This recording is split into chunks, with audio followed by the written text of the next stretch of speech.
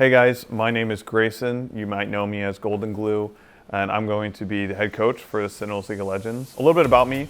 I was a pro player for around 8 years. I played on a lot of the big orgs, C9, TL. I've been on almost all the teams, honestly, as a player. And I've been coaching for now 5 years. Most of that time has been on 100 Thieves, and I most recently coached 100 Thieves as we qualified for Worlds 2 years in a row. And I'm excited to start my new journey here at Sin City. So in this video, I kind of want to break down with you guys a little bit about our roster build and how I went about that process and kind of give you guys a little insider look about why we picked the players we picked and how that happened. So getting into the offseason and knowing that I was going to be building this project, there was like one player who kind of caught my eye more than other ones, and that was Rahel from DSG. Make sure that Rahel is not exposed. As Castle goes in, Fake God tries to scoop him up. Extra tries to slam him into the wall. That's the first kill. That's the first reset. Rahel now looking at Insanity. Flash left up. He got Insanity. He's looking for Seasonal Dex. Tactical Tomio can't do anything about it. Rahel is undeterred, and the world is at his fingertips. I thought Rahel was honestly pretty incredible in terms of his performance in scrims and on stage, and his ability to do well kind of no matter what the circumstances, whether they're in a winning game state or losing game state. It always felt like he was a threat.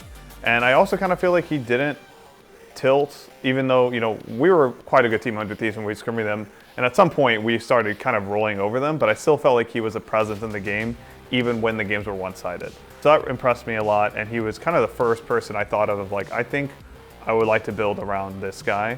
I think he's really good, and he can be even better on a different team. So Rahel is going to be one of our 2 import players. He has already played, obviously, in North America, as he was here last year, so I don't really have any worries about him adjusting to the culture or to the food or anything like that that comes with moving across the world. You know, he's played in LCK Academy, he's played in EU Masters as well before. The next player we decided on was Huhi. Castle has Thanatos now, wants to stay away from Rahel. Castle takes a ton of damage, so massive engage coming out from Huhi. The Magnet Storm onto everybody, and Vulcan and Sven are already down. Loki taken very low now too. Disguise may have just found their moment off the back of Huhi's Rel, clutching up when they need him most. You know, obviously I need a leader in the team. I need a veteran. I need someone who I know is going to be able to be vocal and shot call in important moments. And Rahel also wanted to play with them, and they wanted to play with each other. So to me, it just like made a lot of sense. I obviously, you know, I've even competed against him. He's been in the LCS as long as I have, and I know him. He's a good guy, good teammate, and I think he's going to be a pleasure to work with. So next up is our mid laner, Dark Wings. Still there. Can XU find it? He gets into it. He takes it. Triple kill to Dark Wings on his first competitive Zig.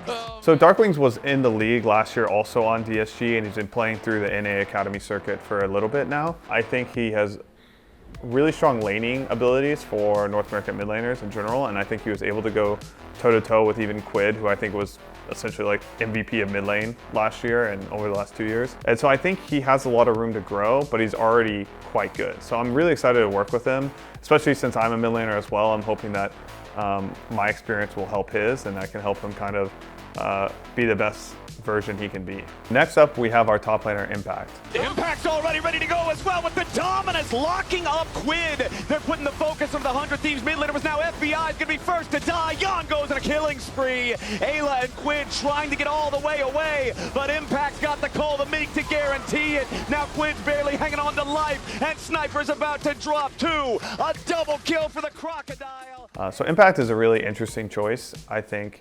You know, he's been the GOAT of top laners for North America for basically a decade. And to be honest, I didn't even think he was going to be an option going into the offseason. But after talking to him, it became pretty clear that he is playing to play, and he's here to compete. And he's already so successful as a player. He already has the money and the fame. Like, he doesn't really even care about that stuff anymore. And he just wants to play on a team where he thinks he can win. And once he convinced me of that, I kind of felt like he was a no-brainer to pick up. And finally, we have our jungler, Hambach.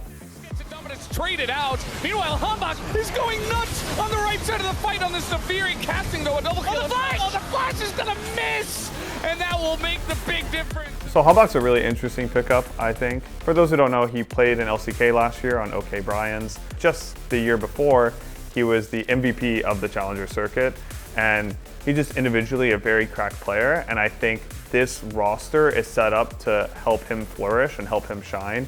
And he's going to have Old Man Impact in the top lane, mentoring him, showing him the ropes. And I just think like he's going to come in and instantly kind of do well and connect with the team. When it came to scouting Hambach, I was already aware of him as I watched LCK games, but Rahel also was like pumped about working with him, and Impact also was pumped about working with him.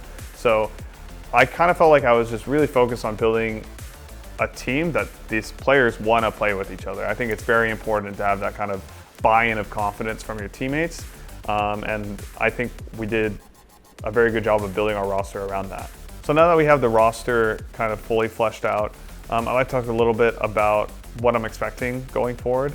I think going into January and starting our season, the thing that I'm going to be mainly focused on is just making sure we have the right systems in place, and that basically me, Hambach, and Impact kind of are gelling well into the new kind of already 3-man of DSG, and make sure we're coming together as a new team and we're leaving old baggage in the past. I think one other challenge / obstacle I think people might view from the outside is like, oh, is there going to be a language barrier? Which I don't really think that's going to be a problem at all. We're going to have our 2 new Korean players taking English lessons. They already have, I would say, like rudimentary English skills. We also basically have Impact and Huhi to translate, plus we have our manager who is Korean and can also translate for us.